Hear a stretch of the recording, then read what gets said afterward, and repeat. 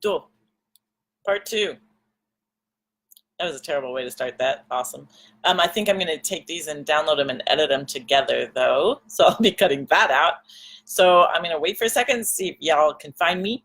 Let Doug know that I'm back. Back live. I'm back. Here I am. I don't need to let him know. I started again. Take two. So let's just get through. I'm going to hone in. It's good. It'll make me focus. Stop this messing around. And so I'm just going to keep going so that what people are finding. Yay, you're back too. Yay, power, yay. It's not as bad as master classes. So let's power through this so that I can then download these and edit them together and create one replay. Oh wait, okay. I just getting messages too saying you're not on, but I am on. So let's dive into. So we're talking about coaching, right? And we're talking about that it's kind of got a bad rap, and that one of the reasons people are not coachable. One of the reasons that they might have trouble being coachable. I feel pretty passionately kind of comes down to fear, and these are some of the things that keep us like holding back. Whereas like that people think that they have a stupid question, and really the only stupid question is the one that you don't ask, that you let go. That's stupid. Just ask the question. There's no reason to feel that way. I'm back. I'll be back, and I am. So I'm trying to stay focused.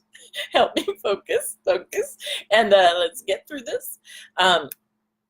So, knowledge is power, really, see that. And I was talking about how we were taking all these courses and we're hearing all about this. And so I really am like big on, I watch a lot of free courses as well. And then I decide kind of who I'll actually do a course with, where I'll, pay for their knowledge.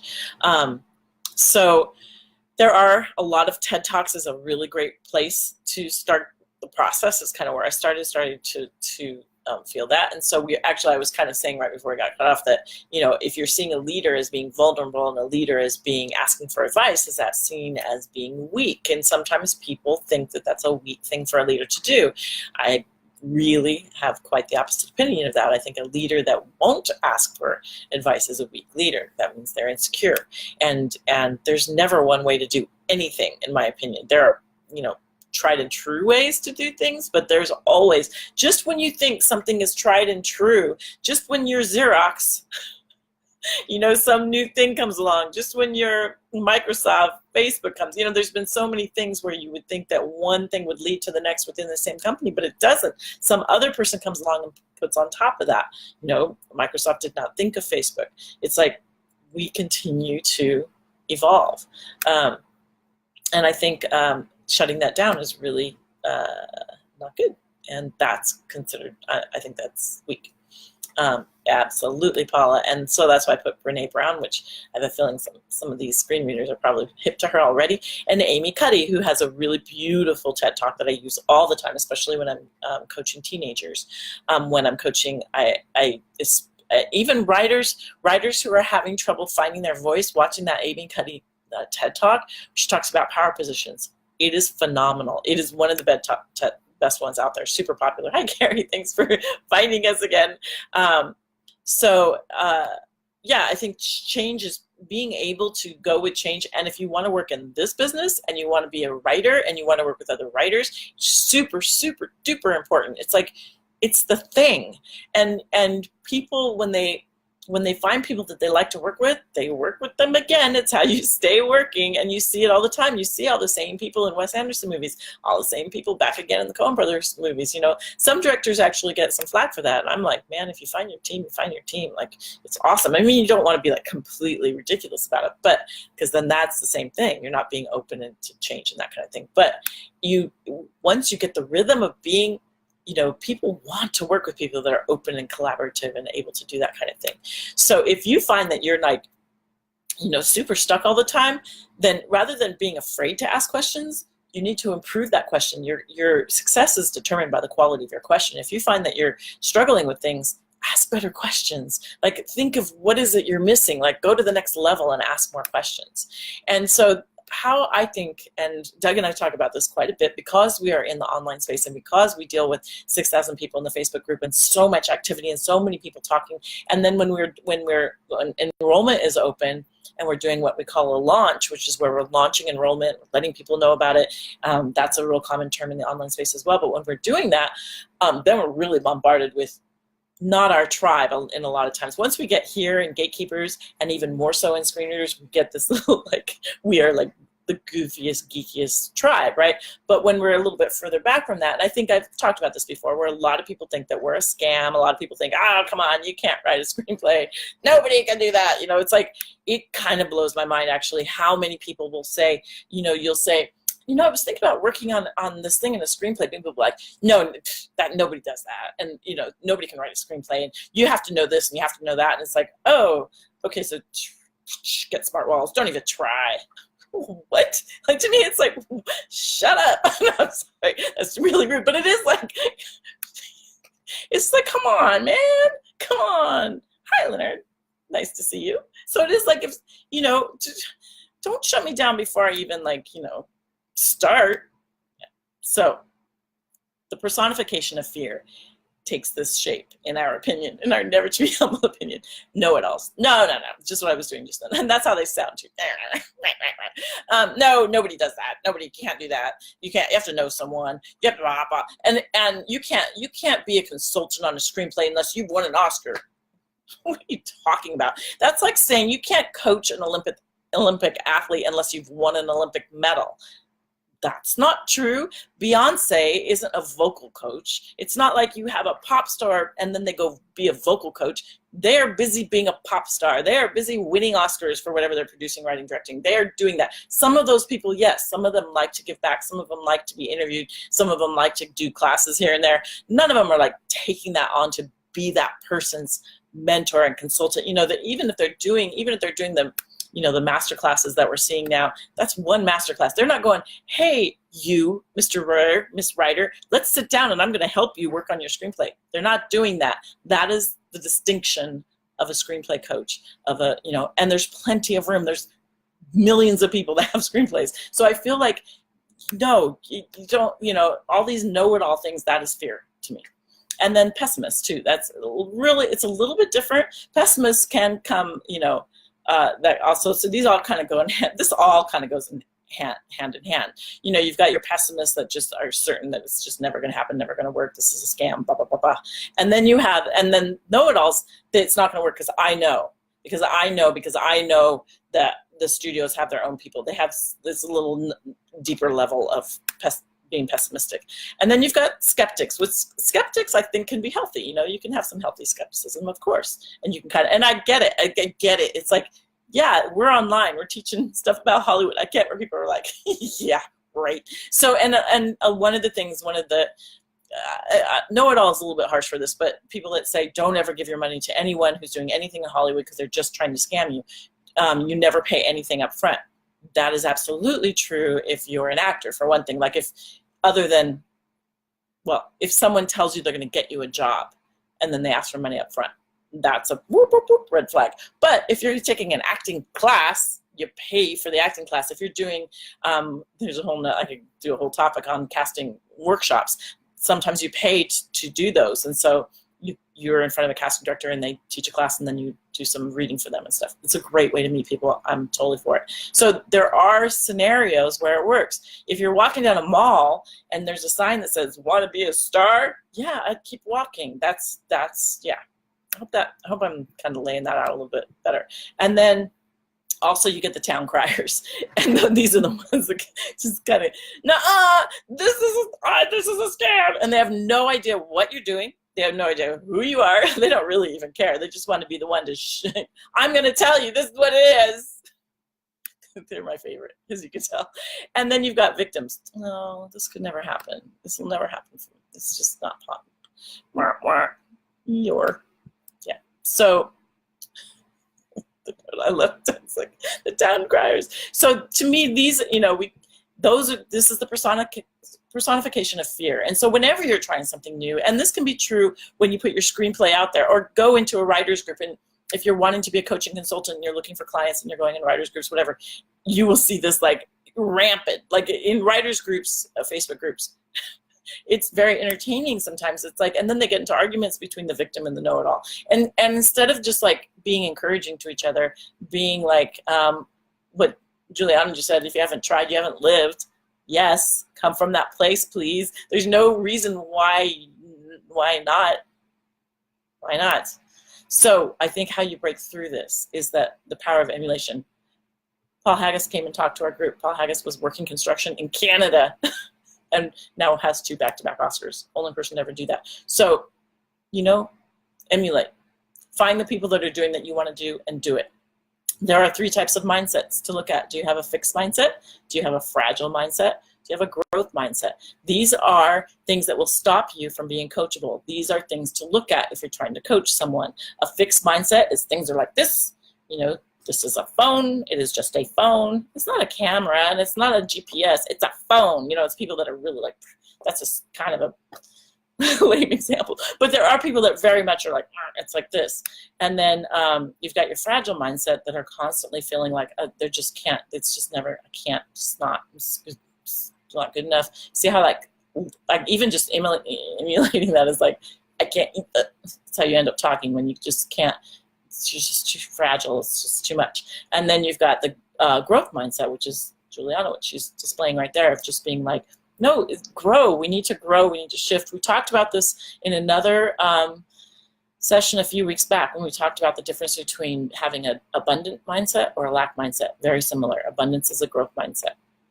So just like I said before, Olympians and pro athletes have coaches. So it's like they are always growing. They are gold medalists will go get a new coach. Like they're always looking for ways to grow, always looking for the next thing, always looking for a way to tweak their game in order to get to that next level. It's like always looking. Movie directors, writers are always looking for something a little bit more.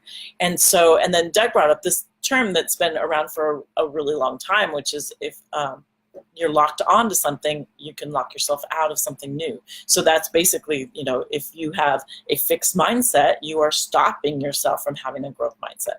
So being coachable really is the bullet train to success. Being open, being willing, and then also coaching in a way that has that same mindset. So if you say to someone, and this is one of the things I think that can really hurt both a writer's creativity and you, as if you want to be hired as a coach and you want people to want you to read their screenplays, if you're saying, I'm just telling it like it is,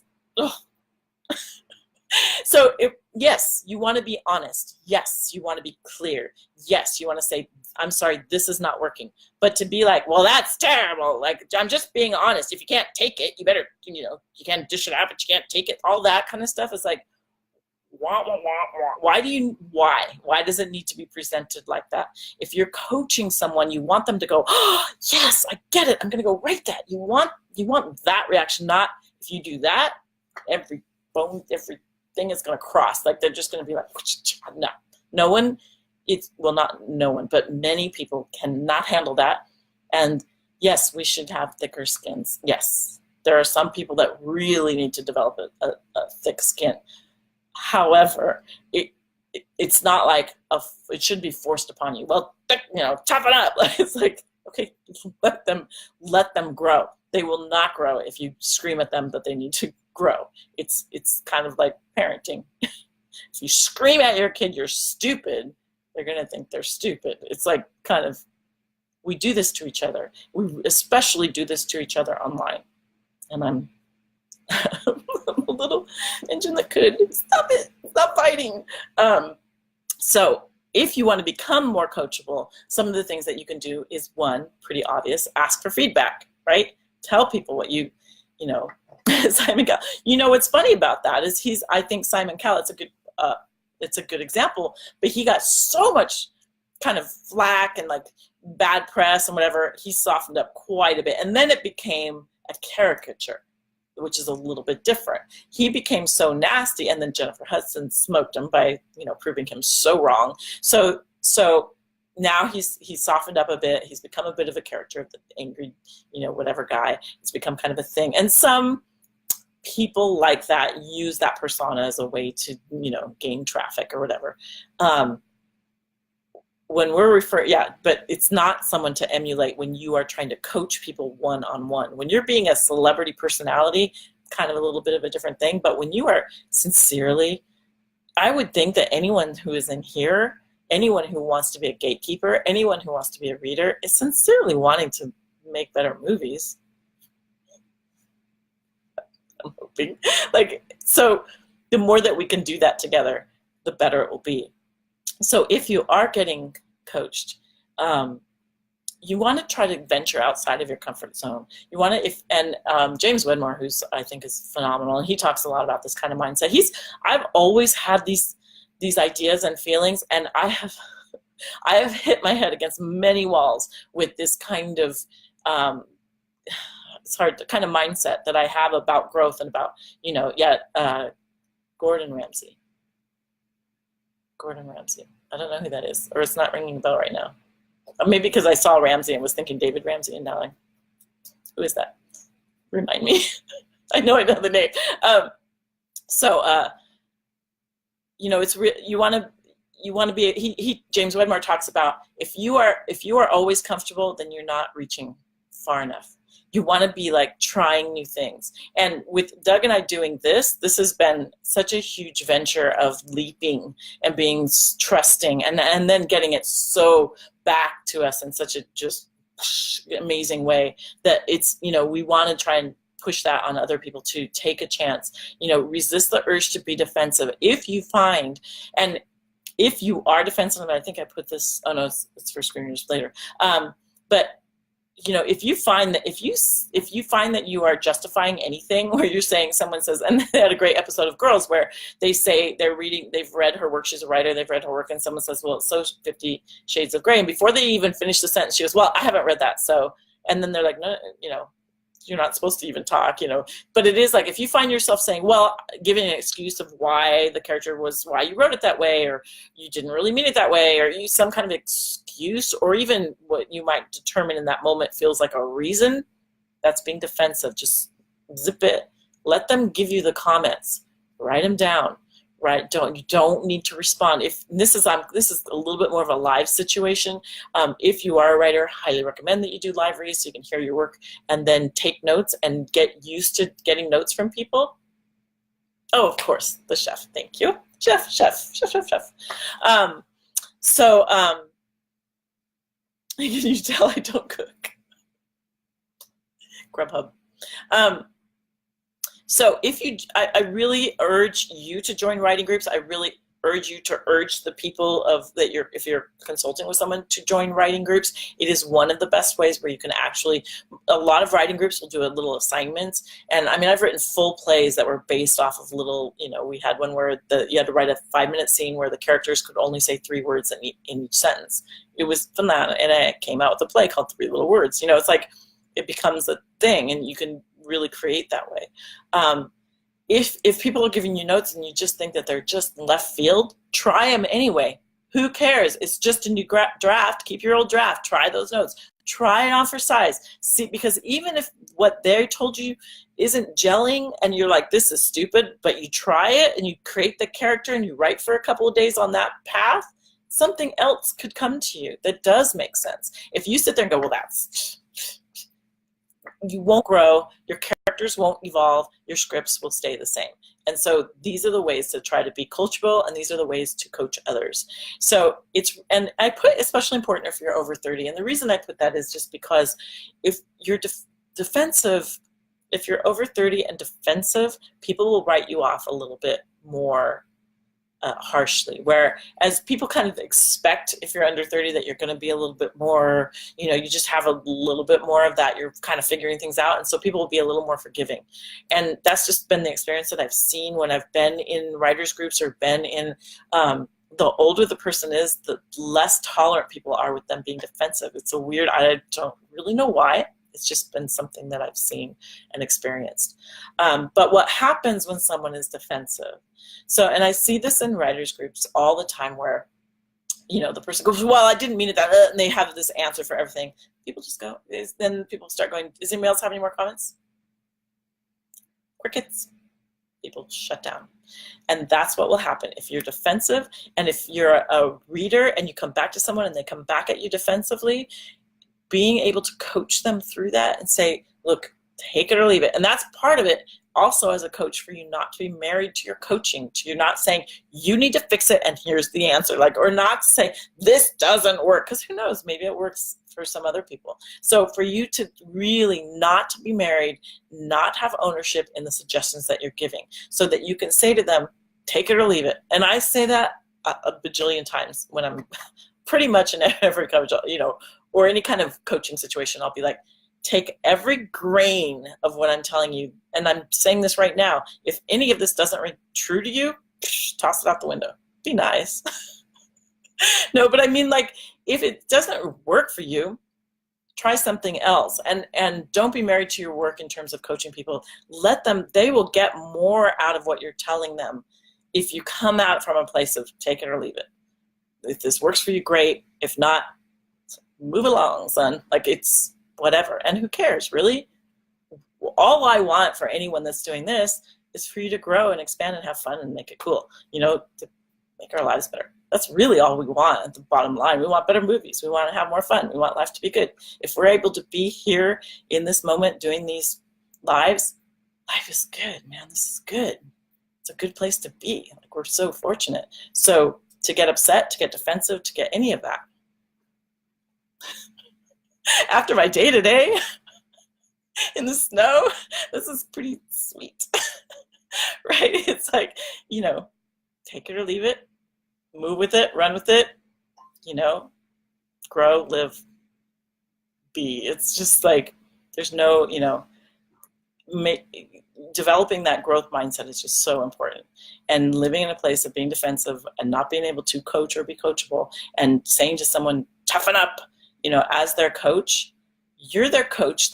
You want them to toughen up, and you want to give them the tools to do that, other than just telling them to toughen up. Give them things that they can use to toughen up. Give them tools where they can, like, reframe what they're looking at, reframe how they're seeing things, so that they naturally will toughen up. Because the more you scream at someone to be anything, the less they will be that. In my experience, opinion, whatever you want to call it. So we did it. I got through it. Woo! So it's also strange because I do these typically. I texted Doug earlier today. I kept thinking, I'm late, because I'm on the East Coast right now and I'm used to doing these at 6. It's like, it's 6. Oh, no, it's not 6 for those of you in California.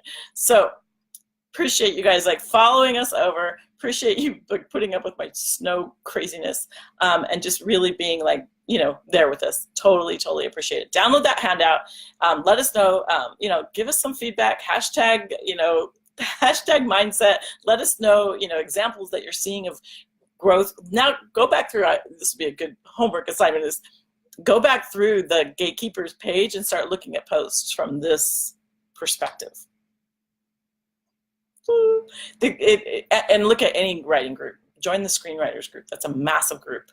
And just, I like sit there with my popcorn. I don't engage in that group very much, but I read it, because these mindsets, the fragile, the victim, the know-it-all, all of those mindsets. And then every once in a while, I should put the positive ones too. Like, you have the cheerleader, and you have the sensible, and you have the, no, it's fine, just to kind of finish this off, I have a friend who's had some huge tragedies in her life, and she posted on Facebook, and she's got a lot of people following her, that her husband was not home, and he was driving through snow, and she was concerned. And so people were saying, giving her all this support. And one person wrote, "This is a real cause for concern." And I was so furious, because this woman has been through a lot.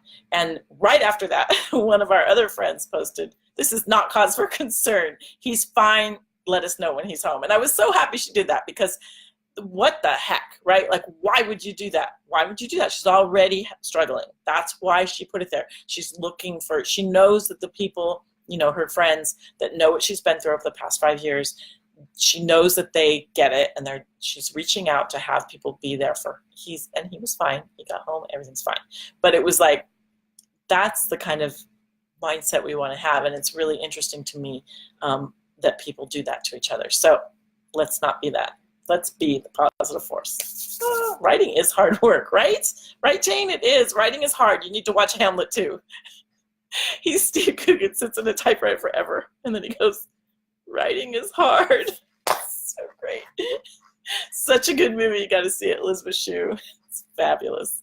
So Hamlet, the number 2. Okay. Yeah. Let's add to her stress. Exactly. So thanks, you guys. And we will see you. Actually, I'm literally flying during the time of next week's Facebook Live. So we will post a new time for it for next week. All right. I will talk at you, with you, chat you soon. Thanks, you guys. You guys rock. You make me so happy. Back to the snow. Yay.